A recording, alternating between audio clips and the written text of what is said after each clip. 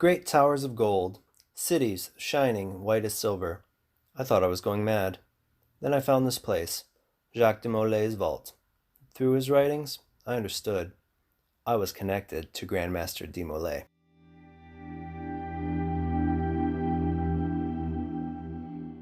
Hello, and welcome to Visions of the Past. This is an Assassin's Creed lore podcast. My name is Andrew, and I'm grateful to see that you have found this podcast. Today, we're going to talk about what connects the man who gave us our introductory quote, Francois Thomas Germain, and who he was talking about, Jacques de Molay. Besides, of course, both being Templar Grand Masters, they were in fact both sages. Sages were first introduced within Assassin's Creed IV, Black Flag, with the characters of Bartholomew Roberts and John Standish. Sages were also shown in Assassin's Creed Unity and Syndicate, as well as the comic Assassin's Creed Uprising, and mentioned in the novel Assassin's Creed Heresy, along with the companion book Abstergo's Employee Handbook. Sages are pretty interesting when you look at what they truly are. According to Abstergo, the average human genome contains 2/10,000ths to 5/10,000ths of 1% of ESU DNA. Sages, though, contain between 5 and 6% of ESU DNA within their genome. In contrast, the most gifted human because of his level of ESU DNA within the genome was Desmond Miles, who had roughly 1% of ESU DNA within his genome. Besides the level of ESU DNA, sages have a specific look to them. Usually, they would possess a distinctive combination of anisocoria and heterochromia. Anisocoria is a condition characterized by having the pupils of the eyes being different sizes, and heterochromia is where the eyes are two different colors, which in a sage's case, the right eye was usually brown, while the left eye was usually blue. Sages would also bear a strong physical resemblance to the Isu Aida, though they would not always express the same parts of his DNA, which would result in sages not technically being considered clones of Aida. They would also have their own memories, along with their own genetic and ethnic backgrounds, along with usually possessing a very high-level intellect. The high concentration of Aida's DNA would eventually lead to the memories of Aida manifesting themselves at some point in a sage's adult life, usually described as a traumatic experience where the sage would believe that they were going mad, as their memories and personality would merge into what was once Aida's. Some sages would become erratic, some would learn to control and repress it, while others would just embrace the change. The history of sages really starts with the Isu Aita. In an attempt to save the Earth from a solar flare, sometime around 75,000 BC, Aida would volunteer to be a test subject for a solution to save the Isu civilization. His wife Juno would attempt to transfer Aida's consciousness into a more resilient synthetic body, but Aida would die in the attempt. After this failed attempt, Juno would manipulate the human genetic code by implanting a hidden trigger that would randomly activate and alter the genetic makeup of an individual, which would trigger Aida's memories and personality, allowing Aida to be reborn in human form. After his death, sages would be recorded throughout known human history, all over the globe. According to Bahalam, the assassin mentor of the Caribbean Brotherhood in the mid to late 17th century, there had been at least 8 recorded sages by that time, though this number is thought to be much higher by the Abstergo entertainment researchers early in the 21st century. The Mayans and the Taino people of the Caribbean would worship the sages, going so far as to build a statue resembling the head of one sage within the ruins of Tulum in Mexico. The Caribbean would be an important area for sages, as in his life, Aida built the observatory to house a crystal skull along with blood vials of Isu blood. Around 1500, an unknown sage would hire local tribes to protect the site, though when he died, the locals, who now then called themselves guardians, hid his tomb as to not allow anyone to use his blood to enter the observatory. In 1673, a new sage by the name of Thomas Cavanagh Jr. would move to Jamaica but would be abducted by Bahalam's brotherhood of assassins in an attempt to protect him from the Templars of the region. After learning more about what a sage was, Cavano would follow his visions to the observatory, where the guardians would accept him and explain that his predecessor had done to protect the observatory. Cavano would die in 1706, and like his predecessor, he would be buried by the guardians. In 1715, a sage from Wales, Bartholomew Roberts, would be captured in Cuba by the local Templars and interrogated on the location of the observatory. Roberts would escape, eventually becoming a pirate, and after Edward Kenway killed the Templars John Cockram and Josiah Burgess, who were sent to find Roberts while he was in Principe, Roberts would promise Kenway that he would take him to the observatory. After capturing the royal fortune from Templars, they would together arrive at the observatory, where Roberts would show Kenway the power of the complex. After betraying Kenway and sending him to Jamaica as a prisoner, Roberts would take the crystal skull, along with blood vials that were found on the royal fortune, and use them to know the location of important fleets, which would lead to Roberts becoming the richest and most famous pirate in history. In February 1722, Edward Kenway would catch up with Roberts in Principe, while the royal fortune was battling both the British and the Spanish navies. During the battle, Kenway would assassinate Roberts by hanging him from his man-of-war with a rope dart. After recovering the crystal skull, Kenway would weigh down and throw Roberts' body to the bottom of the sea. While the Caribbean was an important location for sages because of Aida's work with the observatory, it is not the only place where we found sages. For example, at the end of the 13th century, the sage Jacques de Molay would become the Grand Master of the Templar Order and would lead them till their fall on October 13th, 1307. But before being captured, he would write the Codex Pata Intellectus, a tome where he wrote all his knowledge about the Isu and his thoughts on reforming the Templar Order. These thoughts he would also share with the 9 members of the Templar Order who would go on to reorganize it.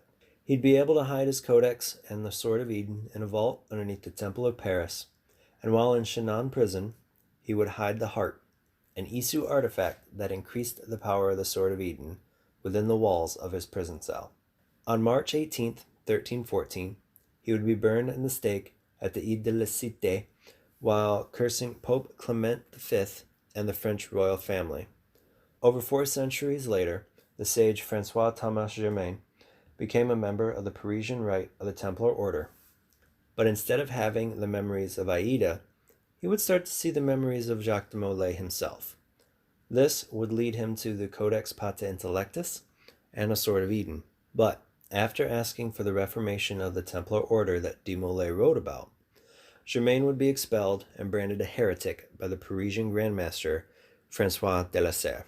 Germain would eventually plan and lead a coup d'etat by killing de la Serre, and after becoming Grand Master, would assassinate or bribe de la Serre's followers and would attempt to kill his daughter Elise. Germain would use the French Revolution to arrest King Louis XVI, which would lead to the king's execution in 1793, and in Germain's thoughts, avenging de Molay's death. After the death of the king, Germain would install the Reign of Terror in an attempt to bring forward a new world order. This would eventually lead to the death of Germain on July 28, 1794, by the assassin Arnaud Dorian and Elise de la Serre. 12 years after Germain's death, Arnaud would hide his remains within the catacombs of Paris. Throughout history, a number of sages would stay true to Aida's memory and for his love of Juno. Bartholomew Roberts, for example, had every intention to find the Grand Temple and liberate Juno from it, but he was killed before he could do so. It was with this in mind that the sages would form cults throughout history with Isu as their deities and leading in prayers for their return. The latest of which is the Instruments of the First Will, which was first known to be active during World War I. During this time, a sage only known as the Master Spy would lead the instruments as a spy ring within the city of London for the German Empire. After Juno was freed from the Grand Temple in 2012, another sage by the name of John Standish would begin to search for a suitable host for her. He would do this by working at Abstergo Entertainment in Montreal, while also being an associate of the assassins Sean Hastings and Rebecca Crane, who were working undercover at the facility at the time. Standish would eventually choose an analyst at Abstergo Entertainment as a host for Juno, but after Juno was not able to take over the analyst's body, Standish would be shot to death by Abstergo security as he attempted to poison the analyst. Abstergo would take the body and study it with the intent to search for other sages throughout history.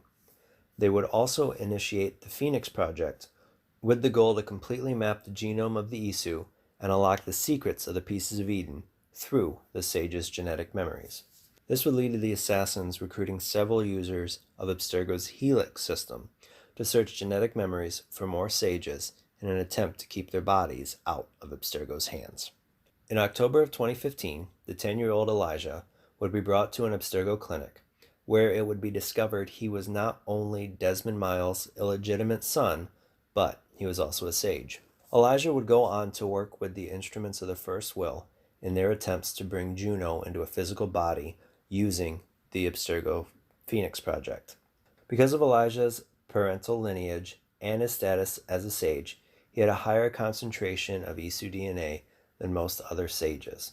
This would enable him to resist Aida's personality from taking over while being able to take advantage of Aida's memories and knowledge. Using this knowledge, he would be able to sabotage Juno and the instruments of the First Will's efforts of resurrecting her, and would eventually assist in Juno's final death in August of 2018. At this point, you might be asking yourself, exactly how many sages have there been through the course of Assassin's Creed history? Well, the simple answer is we don't know for sure. As we see the history of the world filled in with each new installment, there is always a chance that a new sage will be introduced. But as of right now, there are 10 confirmed sages and 6 individuals that are speculated by Abstergo to be sages. Known sages include an unnamed Sumerian man that was alive sometime around the 3rd millennium BC, a Mayan sage whose head was the basis of the statue of Tulum around the 13th century, Jacques de Molay, the last public Grand Master of the Templar Order, who was born around 1244 and died in 1314, a Caribbean sage in the 16th century who established the Guardians of the Observatory, Thomas Cannavale Jr., who lived between 1652 and 1706, the pirate Bartholomew Roberts, who lived between 1682 and 1722, Parisian Templar Grand Master Francois Thomas Germain, who lived between 1726 and 1794, the master spy that was active in World War I, who died in 1916, John Standish, the Instruments of the First Will member, who infiltrated Abstergo Entertainment, who lived between 1975 and 2013, and Elijah, who was born around 2005. Speculated sages includes a Jewish man in the 1st century known as the Wanderer, an ancestor of Desmond Miles who lived in the Hunnic Empire during the 5th century, a man who lived in Constantinople under Emperor Justinian I during the 6th century, a Chinese man who served in the court of the Hongwu Emperor in the 14th century, an Indian man that was present during the creation of the Indian National Congress in 1885, and an English singer born by the name of David Jones that lived between 1975 and 2013. When sages were first introduced in the series, I was rather surprised. John Standish's face was hidden throughout the story, and I had no idea that he was connected to Bartholomew Roberts. I also found myself missing the sage connections through the games until I was able to pause the cutscenes and take a good look at someone's eyes. Seeing them as being haunted by the memories of Aida and how his memories and his personality could change a person brought a nice twist to what high concentration of Isu DNA can do to a person. Most of the characters that turned out to be sages fit into the stories that were being told well enough. But the thought that Desmond's son Elijah, who I refuse to call Miles, as it's unlikely that a child who was raised by his mother with little knowledge of his father would take his father's name. Him also being a sage kind of felt shoehorned because they used both him being the son of Desmond and a sage and combined them in a way that you had a sage and Desmond's son and Juno. And it just felt like it was shoehorned. He could have done that just by being Desmond's son, or he could have done it by just being a sage.